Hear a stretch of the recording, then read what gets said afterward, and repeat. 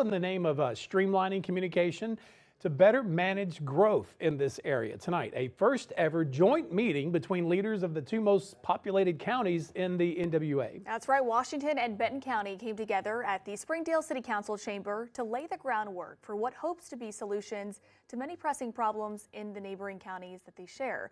KNWA's Dylan Nooner was in the meeting for us tonight. Dylan, what info was all discussed? Doug, Allie, it was the first of hopefully many meetings between the two counties, and tonight was simply to identify those mutual issues and to build towards future solutions which benefit both parties.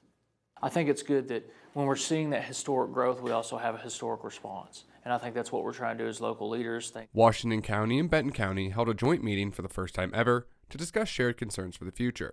Washington County Judge Patrick Deakins lays out the meaning behind tonight's joint discussion. This meeting being the first of its kind and being so historic, to me then, how do we get to know this person now? How do we get to know this other individual or this other agency that could help us in our growth? How do we learn to work better in the future? And I think all those will be the foundational blocks that are laid tonight.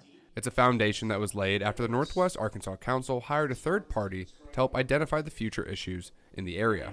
The council had hired a DPZ Consulting who's just come here to learn more about our region and the growth that we're seeing and some of the opportunities, but also the challenges that we're going to see in that growth over the next few years into the next decade. DPZ Consulting presented their findings tonight to both counties, which included the housing crisis, infrastructure issues, jail overcrowding, and the regional landfill problems, all which affect both Washington and Benton County. This is the first step. You know, you can see the I-49 corridor.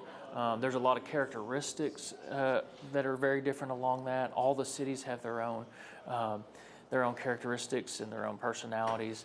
What I want people to know is we don't have to lose all that as a region. We can still have our local, unique identities, but we can tackle our problems in a much more regional and global context.